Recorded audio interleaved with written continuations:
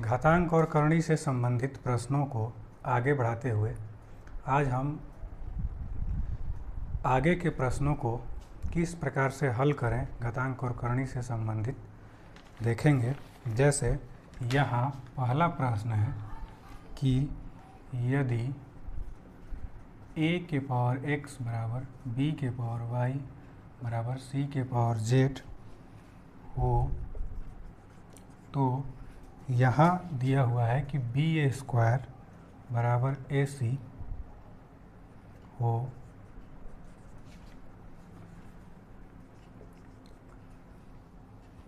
तो यहाँ पे y का मान क्या होगा। इस प्रश्न को हल करने से पहले हम यहाँ पे देखते हैं कि प्रश्न दिया गया है a के power x equal to b के power y equal to c के पावर z। अब यहाँ पे हमें मान प्राप्त करना है कि b स्क्वायर बराबर ac ये दिया गया है तो y का वैल्यू क्या होगा। उस कंडीशन में हम क्या करेंगे कि a के पावर x बराबर b के पावर y बराबर c के power z equal to k लिख देंगे हम। अब इसमें इसको और इसको हम बराबर करते हैं। a के पावर x बराबर यदि हम k करें तो a का वैल्यू आता है k के पावर 1/x। ये वाला जो पावर इसके ऊपर जब आता है तो ये पलट जाता है। सिमिलरली इसी प्रकार से हम इसको और इसको यदि बराबर करें तो b का वैल्यू आ जाता है k के पावर 1/y और इससे यदि हम c का वैल्यू निकालें तो यह आता है k के पावर 1/z। इस तरह से a b c का मान हम निकाल सकते हैं। अब यहाँ पे प्रश्न दिया गया है कि b स्क्वायर बराबर ac है तो यहाँ पे b का जो वैल्यू है वो है k पावर 1/y। अब इसका हमें होल स्क्वायर करना है। a का जो वैल्यू है वो आया है k के पावर 1/x और c का जो वैल्यू आया है वो आया है k के पावर 1/z। तो यहाँ पे स्क्वायर करेंगे तो ये होगा k के पावर 2/y और यहाँ पे यदि अब हम गुना करेंगे तो ये दोनों पावर हमें जोड़ना पड़ेगा तो ये होगा 1/x प्लस 1/z। अब यहाँ पे बेस दोनों कंडीशन में सेम है। बेस सेम होने की कंडीशन में यहाँ पे हम दोनों पावर को बराबर कर लेते हैं। दोनों पावर को यदि हम बराबर कर लेंगे तो ये जो वैल्यू आएगा वो आएगा 2/y बराबर 1/x जोड़ 1/z।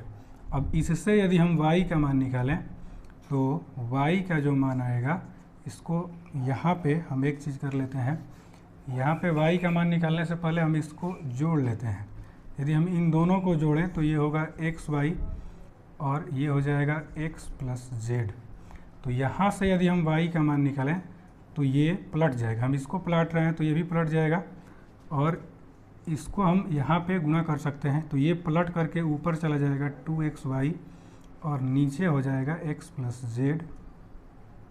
सॉरी यहाँ पे 2xz होगा और यहाँ पे हो जाएगा x प्लस z और यहीं इसका y का वैल्यू होगा। इस तरह से इसके मान को हम निकाल सकते हैं। अगला प्रश्न जो है वो इसी प्रकार के प्रश्नों पे आधारित है। जैसे यहाँ पे दूसरा प्रश्न दिया गया है कि यदि 2 के power x minus 1 equal to plus 2 के power x plus 1 equal to यहाँ पे दिया गया है 320 तो यहाँ पे x का मान क्या होगा। ये x का मान निकालने के लिए पूछ रहा है। तो x का मान हम कैसे निकालेंगे, इसके लिए हम क्या करते हैं कि यहाँ पे जो मान दिया गया है इस मान को यदि हम लिखें तो यहाँ पे इसको हम लिख सकते हैं इस तरह से और इसको यदि हम लिखें तो ये लिख सकते हैं x इंटू 2 के पावर 1 ये आएगा 320। अब यहाँ पे हमने क्या किया कि इसके पावर में x और -1 था तो इन दोनों को अलग अलग कर दिए। अलग अलग करेंगे तो दोनों पावर यहाँ पे जोड़ना पड़ेगा तो x प्लस -1 तो ये आ जाएगा x माइनस 1 और ये होगा 2 के पावर x 2 के पावर 1। इन दोनों को यदि हम जोड़ेंगे तो x प्लस 1 होगा। अब इन दोनों कंडीशन से यदि हम 2 के पावर x को कॉमन ले लें तो यहाँ पे ये माइनस वाला पावर यदि हम हटाएंगे तो ये होगा 1/2 और ये है 2 ये होगा 320। इन दोनों को यदि हम जोड़ें तो इसका मान आएगा हमारे पास 5/2। तो यहाँ पे इसको यदि हम उठा के इधर लाएं तो ये होगा 2/5। अब यहाँ से हम इसको कटा सकते हैं, तो ये होगा 64 और 64 दूनी का होगा 128। तो 128 का मान यदि देखा जाए तो ये जो मान होगा वो होगा 2 के पावर 6। 2 दूनी का 4, 4 दूनी 8, 8 दूनी 16, 16 दूनी 32, 32 दूनी का 64, ये होगा 2 के पावर 7। तो यहाँ पे x का जो वैल्यू आएगा वो आएगा 7। इस तरह से यहाँ पे बेस सेम है तो हम पावर को अब इक्वल कर सकते हैं। तो यहाँ से हमें x का वैल्यू प्राप्त होगा। अब इसके अगले प्रश्न को यहाँ पे हम देखते हैं कि अगला प्रश्न क्या दिया हुआ है। तो यहाँ पे अगले प्रश्न में आया हुआ है कि दिया हुआ है 2 के पावर a प्लस 3 के पावर b इक्वल टू 17 हो तो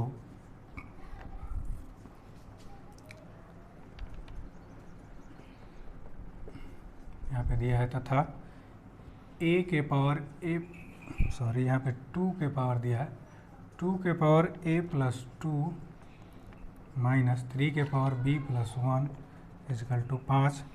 तो हमें यहाँ पे a का वैल्यू निकालना है कि क्या होगा और साथ ही b का वैल्यू निकालना है कि क्या होगा। यदि इसको हम देखें कि इसका मान क्या होगा तो यहाँ पे इसको हम देखते हैं और यहाँ पे ये वाला जो मान दिया गया है इसको देखते हैं।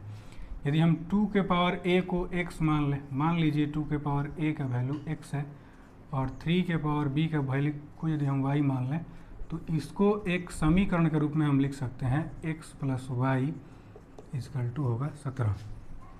उसके बाद इसको यदि हम चेक करें तो ये वाला जो पोर्शन है 2 के पावर a प्लस 2 और माइनस यहाँ पे है 3 के power b plus 1 equal to 5। तो यहाँ पे हम लिख सकते हैं 2 के पावर a इंटू 2 के पावर 2 माइनस यहाँ पे लिख सकते हैं 3 के पावर b इंटू 3 के पावर 1 इक्वल टू 5। अब यहाँ से इन दोनों पावरों को हम गुना करके जोड़ें, गुना करेंगे तो ये जोड़ना पड़ेगा पावर, तो ये हो जाएगा a प्लस 2 और इसको यदि हम जोड़ेंगे तो ये होगा b प्लस 1। तो यहाँ पे इसका वैल्यू हम ऑलरेडी मान चुके हैं x और इसका वैल्यू ऑलरेडी हमारे पास है y। तो यहाँ पे इसका वैल्यू होगा 4, तो ये होगा 4x और ये होगा 3y इक्वल टू 5। अब यहाँ पे इसको इक्वेशन 2 ले लेते हैं और इसको इक्वेशन 1 ले लेते हैं। इक्वेशन 1 और 2 इन दोनों को यदि हम हल करें तो उस कंडीशन में हमें इसके मान को निकालने के लिए इक्वेशन 1 में यहाँ पे 3 से मल्टीप्लाई करना पड़ेगा। तो ये होगा 3x plus 3y equal to 51। अब यहाँ से हम इसको चाहेंगे तो कटा सकते हैं। अब ये आएगा 7x बराबर 56। तो x का वैल्यू आ गया 8 और x का वैल्यू यदि हम इसमें रखें तो y का जो वैल्यू आएगा वो आ जाएगा यहाँ पे 9। तो x का वैल्यू हमारे पास आ गया 8 और y का वैल्यू यहाँ पे आ गया 9। अब इन दोनों मानों को यहाँ पे जो प्रश्न दिया गया है मान उसमें हम यहाँ पुट कर देंगे। तो यहाँ पे इसके जगह पे यदि हम इसका वैल्यू रखें तो x का वैल्यू यहाँ पे आया हुआ है 8, तो इसके अनुसार हम लिख सकते हैं 2 के पावर 3। तो यहाँ से a का वैल्यू आ गया 3 और इसका मान यदि हम यहाँ पे रखें तो ये लिख सकते हैं 3 के पावर b इक्वल टू 9। तो यहाँ पे 9 जो होगा वो 3 का स्क्वायर होगा, तो यहाँ b का वैल्यू जो होगा वो 2 होगा। तो यहाँ पे a का वैल्यू आया 3 और b का जो मान आया वो आया 2। यही a और b का वैल्यू है। इसके अगले प्रश्न को देखा जाए तो यहाँ पे अगला प्रश्न दिया गया है। मान लीजिए यहाँ दिया गया है कि यदि a बटा b के whole power x minus 1 equal to b बटा a के होल पावर x माइनस 3 तो x का वैल्यू क्या होगा। तो यहाँ पे हमें देखना है, ये कंडीशन दिया गया है, इस कंडीशन के थ्रू हमें x का वैल्यू फाइंड करना है। तो x का वैल्यू हमें कैसे निकालना है ये देखने के लिए यहाँ पे बेस है a बटा b और यहाँ पे बेस है b बटा a। तो यहाँ पे इसके यदि हम बेस को पलट दें तो पलटने के कारण से यहाँ पे ये हो जाएगा a बटा b, लेकिन इसका मान जो है वो नेगेटिव हो जाता है, पावर का मान। तो पावर का मान हमें नेगेटिव करना पड़ेगा और पावर का मान नेगेटिव किए, लेकिन बेस यहाँ पे दोनों सेम हो गया। बेस सेम होने से अब इसमें हम दोनों पावर को इक्वल कर सकते हैं। तो यहाँ पे x माइनस 1 इक्वल टू आ गया माइनस एक्स माइनस 3। तो यहाँ पे जो मान आया वो आ गया, इस x को इधर लाएंगे तो ये होगा 2x और ये 1 को इधर लाएंगे तो ये हो जाएगा 4। तो x का वैल्यू यहाँ पे आ गया 2। इस तरह से इसका मान हम निकाल सकते हैं। अगले प्रश्न की ओर देखते हैं। तो अगला प्रश्न यहाँ पे दिया गया है 5वां। ये दिया है x बराबर y के पावर a, y बराबर z के पावर b तथा z बराबर x के पावर c। तो यहाँ पे हमें a b c का वैल्यू फाइंड करना है कि a b c का मान क्या होगा। तो यहाँ पे पहला कंडीशन में दिया है कि x बराबर y के पावर a, ये वाला कंडीशन दिया गया है। दूसरे कंडीशन में यहाँ पे दिया गया है y बराबर c के z के पावर c b और z बराबर यहाँ पे दिया गया है c x के पावर c। तो यहाँ पे हम सबसे पहले क्या करते हैं कि z वाले कंडीशन को लेते हैं। तो z वाला जो कंडीशन यहाँ पे दिया गया है वो यहाँ पे दिया गया है z बराबर x के पावर c। अब यहाँ पे हम देखें तो यहाँ पे x का वैल्यू आया हुआ है y के पावर a। तो यहाँ पे हम लिख सकते हैं इस x के जगह पे इसका वैल्यू हम उठा लेंगे और यहाँ पे हम लिख सकते हैं इस तरह से। सिंपली हमने क्या किया है कि यहाँ पे x का मान था और इस प्रश्न में x का जो मान आया था उसी मान को हम यहाँ x के वैल्यू की जगह पे पुट कर दिए। तो यहाँ पे हमारे पास z का जो मान आया वो आया y a c, क्योंकि ये दोनों पावर आपस में गुना होगा। अब यहाँ पे आ गया y का वैल्यू और y का वैल्यू हमें यहाँ से मिल जाएगा। तो इससे y का वैल्यू हम यहाँ पे लेकर के फिर से पुट कर सकते हैं।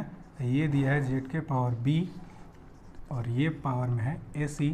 तो यहाँ पे z का जो मान आया वो आ गया z के पावर a b c। अब यहाँ पे केवल z है तो z के पावर हम 1 मान सकते हैं। अब दोनों का बेस सेम है तो यहाँ पे दोनों पावर को हम इक्वल कर देते हैं। दोनों पावर को इक्वल करेंगे तो a b c का जो वैल्यू आ गया वो आ गया 1 और यही इस प्रश्न का उत्तर होगा। यहाँ पे अगले प्रश्न की ओर देखते हैं।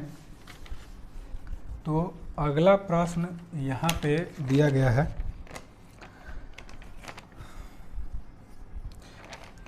है, कि यहाँ पे a के पावर -1 इंटू b, यहाँ पे दिया है b के पावर -1 इंटू c, यहाँ पे दिया है c के power -1 into a equal to what. इसका हमें वैल्यू निकालना है। सारे रूट में है तो सारे रूट में होने के वजह से हम यहाँ पे लिख सकते हैं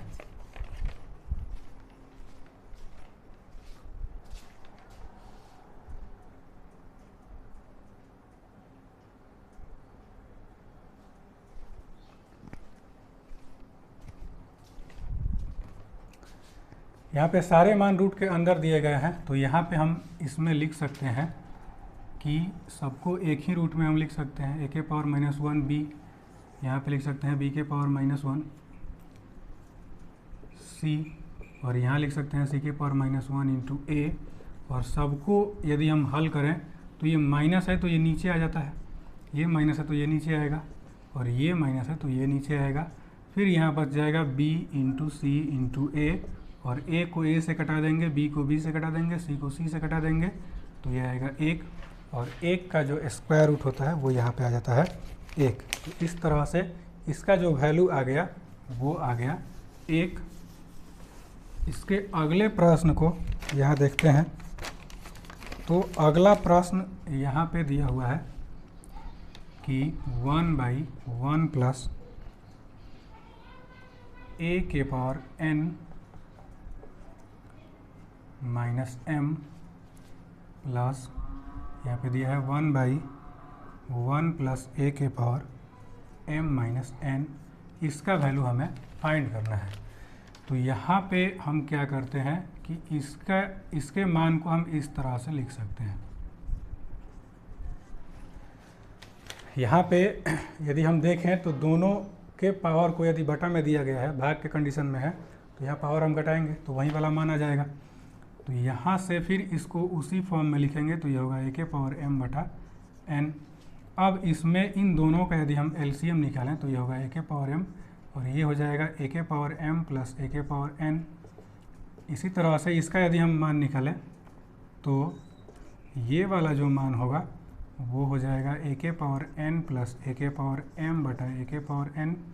अब यहाँ से ये वाला मान पलट के ऊपर चला जाता है तो ये होगा ए के पावर m बटा ए के पावर m प्लस ए के पावर n। यहाँ से फिर ये मान पलट के ऊपर जाएगा तो ये होगा ए के पावर n बटा में ए के पावर n प्लस ए के पावर m। अब ये दोनों बेस का मान सेम है तो यहाँ पे इन दोनों का एलसीएम जो होगा वो होगा ए के पावर m और ए के पावर n। तो यहाँ से अब इन दोनों पावर को हम केवल जोड़ देंगे, दोनों मानों को हम केवल जोड़ देंगे, फिर ये दोनों कट जाएगा तो इसका जो वैल्यू आएगा वो आ जाएगा 1।